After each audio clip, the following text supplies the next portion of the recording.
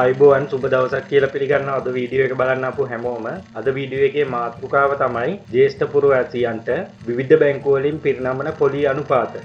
ඒකෙදි මම කතා කරනවා මෙන්න මේ වීඩියෝ එකේ අන්තර්ගත කරුණු ගැන. පළවෙනි එක තමයි ස්ථාවර තැන්පතුව කියන්නේ මොකක්ද කියලා හඳුන්වා දෙනවා. ඒ වගේම විවිධ බැංකු වලින් පිරිනමන පොලි අනුපාතය සංසන්දනය කරලා ඕගොල්ලන්ට පෙන්නනවා. ඒ වගේම වැඩිම පොලියක් ලැබෙන බැංකුව පෙන්වා දෙනවා. මේ හැම එකක්ම කරන්නේ ජ්‍යෙෂ්ඨ පුරවැසි ගිණුම් බේස් කරලා. ඒ කියන්නේ ජ්‍යෙෂ්ඨ පුරවැසි ස්ථාවර තැන්පතු කියන මාතෘකාව යටතේ තමයි මම මේ කරුණු ඕගොල්ලොත් එක්ක කතා කරන්නේ. හතරවෙනි එක තමයි ස්ථාවර තැන්පතු අවසානයේ ලැබෙන පොලිය. ඕගොල්ලෝ යම්කිසි මුදලක් ෆික්ස් ඩිපොසිට් එකකට දැම්මොත් මාස 3 මාස 6 අවුරුද්ද අවසානයේදී ඕගොල්ලන්ට පොලිය විදියට මැචුරිටි පීරියඩ් එකේ එන්ඩ් වෙනකොට ඕගොල්ලන්ට කීයක් හම්බ වෙනවද කියලා මම ඕගොල්ලන්ට පෙන්නලා දෙනවා. ඒ වගේම පස්වෙනි සහ අන්තිම කාරණා විදියට ඕගොල්ලෝ කොහොමද රඳවා ගැනීමේ බද්දට යටත් නොවන ආකාරයට සම්පූර්ණ පොලි මුදලම ලබා ගන්නේ කොහොමද කියලා මම ඕගොල්ලන්ට පෙන්නලා දෙනවා. වීඩියෝ එකට යන්න කලින් පොඩි මතක් කිරීමක් කරන්න ඕන. ඒක තමයි මේ දවස්වල ෆික්ස් ඩිපොසිට් රේට් එහෙම නැත්නම් ස්ථාවර තැන්පතු පොලි අනුපාත මහ බැංකුව විසින් ගොඩක් අඩු කරලා තියෙනවා.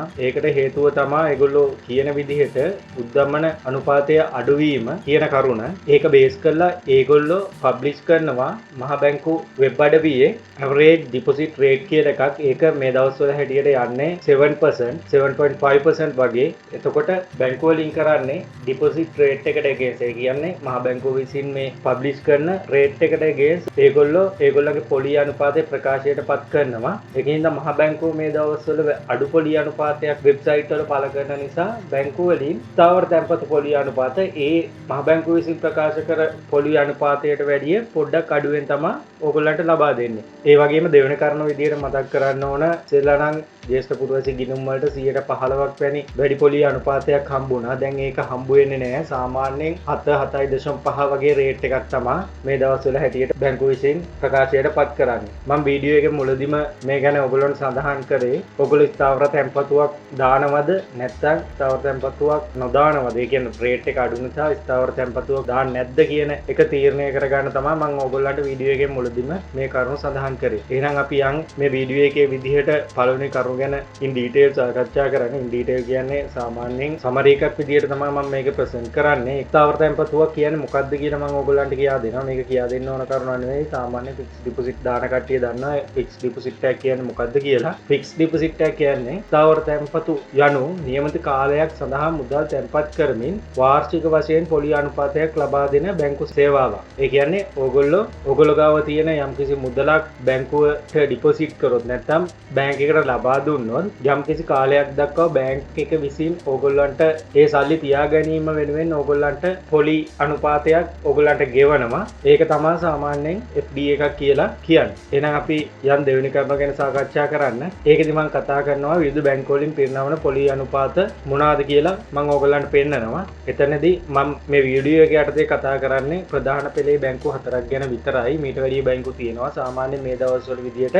වැඩිම පොලි අනුපාතයක් හිම යන මෙන්න මේ බැංකු යටතේ. පළවෙනි එක තමයි BOC, දෙවෙනි එක තමයි People's Bank, තුන්වෙනි එක තමයි සම්පත් බැංක්, හතරවෙනි එක තමයි Commercial Bank. එතකොට මම මේ එක් බැංකු යටතේ 3 month, 6 month, 12 month නැත්නම් 1 year මාස 3 මාස 6 අවුරුද්ද යන කාල සීමාවක් සඳහා ලබා දෙන පොලි අනුපාතය තමයි මම ඔයගොල්ලන්ට මෙතෙන්දි ප්‍රසන්ට් කරන්නේ. එතකොට අපි මුලින්ම බලමු BOC එකේ කොහොමද මේ දවස්වල විදියට ලබා දෙන පොලි අනුපාත කියලා. BOC එක විසින් මාස 3කට 6.5ක් ලබා දෙනවා. ඒ වගේම මාස 6කට 6.75ක් ලබා දෙනවා. ඒ වගේම මාස 12 නැත්නම් අවුරුද්ද කියන පීරියඩ් එකට 7%ක් ගෙවනවා. මේ හැම රේට් එකක්ම මම ඕගොල්ලන්ට ප්‍රසන්ට් කරන්නේ චූරිටි පීරියඩ් එක. එහෙම නැත්නම් ස්ථාවර තැන්පතුවේ කාලය අවසාන වෙනකොට පිරිනමන පොලි අනුපාත. නැත්නම් මේක monthly interest එක එන විදිහට ඕගොල්ලෝ හදලා ලබා දෙන interest නෙවෙයි. සාමාන්‍යයෙන් ඒක මීට වැඩිය අඩුයි. මේ තියෙන්නේ maturity period එකේදී ඕගොල්ලන්ට ලබා දෙන පොලි අනුපාත. එහෙනම් අපි යන් දෙවෙනි බැංකුව බලන්න. දෙවෙනි බැංකුව තමයි People's Bank එක. ඒකෙදි ඕගොල්ලන්ට මාස 3කට හම්බ වෙනවා 6.5ක්, මාස 6කට හම්බ වෙනවා 6.75ක්,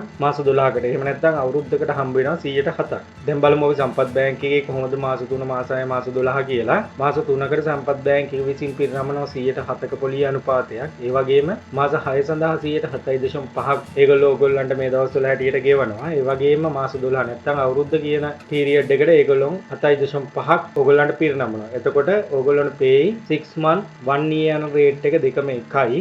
එහෙම කරන්නේ බැංකුව විසින් මේ දවස්වල ඒගොල්ලන්ට ඕන කරලා තියෙන්නේ කෙටි කාලීන මුදල් රඳවා ගැනීමක්. ඒගොල්ලෝ දීර්ඝ කාලීනව මුදල් රඳවා ගැනීමක් බලාපොරොත්තු වෙන්නේ නැහැ. ඒකින්ද තමයි සම්පත් බැංකුව විසින් මාස 6 මාස 12 යන කාල සීමාව සඳහා 7.5 කියන රේට් එක ඔෆර් කරන්නේ. එතකොට සාමාන්‍යයෙන් අවුරුද්දක් FD එකක් දානවට වැඩිය කෙනෙක් මාස 6ක් FD එකක් දාලා ඒකෙන් හම්බෙන ඉන්ට්‍රස්ට් එක අරන් මැචියුරිටි පීරියඩ් එකේදී ආයෙ ඒක රීඩිපොසිට් කරනවා. එතකොට ඒගොල්ලෝ මූව් වෙන්නේ 12 month කියන පීරියඩ් එකට. එතකොට බැංකුවට ඕන කරන විදිහට ඒගොල්ලෝ කෙටි කාලීන මූල්‍ය අවශ්‍යතාවය සපුරනවා. ඒගොල්ලන්ට දීර්ඝ කාලීනව මුදල් අවශ්‍යතාවයක් නැහැ. ඒකින්ද තමයි මේ රේට් දෙකම එක විදිහට ප්‍රකාශයට පත් කරලා තියෙන්නේ. ඒ වගේම දැන් බලමු කොමර්ෂල් බැංක් එකේ කොහොමද ඔෆර් කරන ඉන්ට්‍රස්ට් රේට් කියලා. එතකොට මාස 3 කියන කාල සීමාව සඳහා 6.75ක්, මාස 6 කියන කාල සීමාව සඳහා 107ක්, ඒ වගේම මාස 12 නැත්නම් අවුරුද්ද කියන කාලයට 107ක්. මේකෙදිත් ඕගොල්ලන්ට අර සම්පත් බැංකයේ විදිහටම මාස 6යි මාස 12යි එක වගේම රේට් තමයි ඔෆර් කරන්නේ. එක වගේම නෙමෙයි, එකම රේට් එක තමයි ඔෆර් කරන්නේ. ඒගොල්ලන්ටත් තියෙන්නේ කෙටි කාලීන මූල්‍ය අවශ්‍යතාවය. දැන් අපි යන් වීඩියෝ එකේ විදිහට තුන්වෙනි කරුණ සාකච්ඡා කරන්න. ඒක තමයි මේ බැංකු හතර යටතේ වැඩිම පොලි අනුපාතයක් හිමි වෙන බැංකුව ඕගොල්ලන්ට ප්‍රකාශයට පත් කරනවායි කියලා. මේ දවස්වල විදිහට වැඩිම පොලි අනුපාතයක් ලබා දෙන්නේ සම්පත් බැංකුව විසින්. එතකොට මාස 3 කියන කාල සීමාව සඳහා සම්පත් බැංකුවෙන් 7%ක පොලි අනුපාතයක් ඕගොල්ලන්ට ලබා දෙනවා. ඒ වගේම මාස 6 කියන කාල සීමාවට 7.5ක පොලි අනුපාතයක් ඕගොල්ලන්ට ලබා දෙනවා. ඒ වගේම මාස 12 කියන කාල සීමාවට ඕගොල්ලන්ට 7.5ක් සම්පත් බැංකුව විසින් ඔෆර් කරනවා. ඒ වගේම ඊළඟට අපි වීඩියෝ එකේ ෆෝත් පොයින්ට් එක ගැන ඩිස්කස් කරන්න. ඒක තමයි ස්ථාවර තැන්පතු අවසානයේ ලැබෙන පොලිය මුදල ගණනය කරන්නේ කොහොමද කියලා බලන්න. මම මේකේ උදාහරණයක් විදිහට අරන් තියෙනවා. ඔයගොල්ලෝ ඩිපොසිට් කරන්නේ ලක්ෂ 10ක්.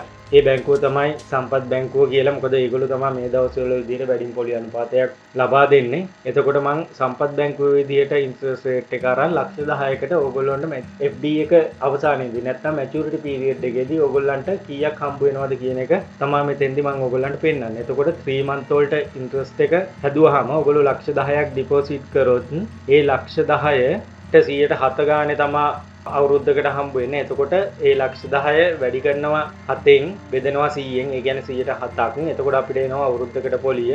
ඒක මාස 3කට බලන්න ඕන නම් ඒ එන උත්තරේ 365න් බෙදලා 90න් ගුණ කරනවා. ඒ 90 කියන්නේ මාස 3, 365 කියන්නේ මාස 12. එතකොට 12න් බෙදලා 3න් ගුණ කරලා තමයි මෙතන තියෙන්නේ. එතකොට ඕගොල්ලන්ට මාස 3කට 107ක ඉන්ට්‍රස්ට් රේට් එකට සම්පත් බැංකුවේ ස්ථාවර තැන්පතුවක් දැම්මොත් ඕගොල්ලන්ට හම්බ වෙනවා 17267.27ක් කියන මුදලක්. මේ මුදල පෙන්නලා තියෙන්නේ WHT අඩු කරන්නේ නැතුව. මම මොකද වීඩියෝ එකේ මුලදීම සඳහන් කරා WHT වේව් ඔෆ් කරගන්නේ කොහොමද කියලා. මම වීඩියෝ එකේ එන්න එනකොට ඕගොල්ලන්ට ෆිෆ් පොයින්ට් එක විදිහට ඕගොල්ලන්ට පෙන්නනවා කියලා. ඒකින්ද මේක මෙහෙම්ම තියාගෙන WHT අඩු නොකර ඕගොල්ලන්ට සම්පූර්ණ පොලි මුදලම ලැබෙන විදිහට ගමු. ගිහින් බලමු ඊළඟ පොයින්ට් එකේදී කොහොමද මේ WHT එක වේව් ඔෆ් කරගන්නේ කියලා. එතකොට මාස 6කට ඕගොල්ලෝ සම්පත් බැංකුවේ 7.5ක ඉන්ට්‍රස්ට් රේට් එකක් යටතේ FD එකක් දානවා නම් ඕගොල්ලන්ට හම්බ වෙනවා 36986 කියන මුදල. එතකොට ඒක හදන්නේ ඕගොල්ලෝ ලක්ෂ 10ක් ඩිපොසිට් කරනවා නම් ලක්ෂ 10 වැඩි කරනවා 7.5න් බෙදනවා 100න්. ඒක බෙදනවා 365න් වැඩි කරනවා 180න්. 365න් බෙදන්නේ දවසකට ඕගොල්ලන්ට හම්බ වෙන ඉන්ට්‍රස්ට් එක ගණනය කරන්න. ඒ වගේම 180න් වැඩි කරන්නේ මාස 6ට දවස් 180ක් තියෙනවා. ඒකින්ද තමයි 180න් වැඩි කරන්නේ. එතකොට ඕගොල්ලන්ට ඒ දවස් 180 අවසානයේදී 36986.30ක් කියන මුදල ඕගොල්ලන්ට හම්බ වෙනවා. ඊළඟට අපි යන් 12 month නැත්නම් 1 year FD එකක් සම්පත් බැංකුවේ ඕපන් කරොත් ඕගොල්ලන්ට පොලි මුදල විදියට කීයක් හම්බ වෙනවද කියලා බලන්න. එතකොට ඕගොල්ලන්ට 75000ක් හම්බ වෙනවා. ඒ කියන්නේ ඕගොල්ලෝ ඩිපොසිට් කර ඒ ලක්ෂ 10 වැඩි කරනවා 7.5න් බෙදනවා 100න්. ඒ වුණොත් බෙදලා 365න් 365න් වැඩි කරනවා. මේ 365න් බෙදලා 365න් වැඩි කරන්නේ නැතුව ඕගොල්ලන්ට කෙලින්ම පුළුවන් ඩිපොසිට් කර මුදල ඕගොල්ලන්ට අවුරුද්දකට හම්බ වෙන 107.5න් වැඩි කරලා උත්තරේ ගන්න. එතකොට ඕගොල්ලන්ට 75000ක් විදියට එනවා. ඒ වගේම අපි යම් වීඩියෝ එකේ ෆයිනල් පොයින්ට් එක ගැන ඉන් ඩීටේල් ඩිස්කස් කරන්න.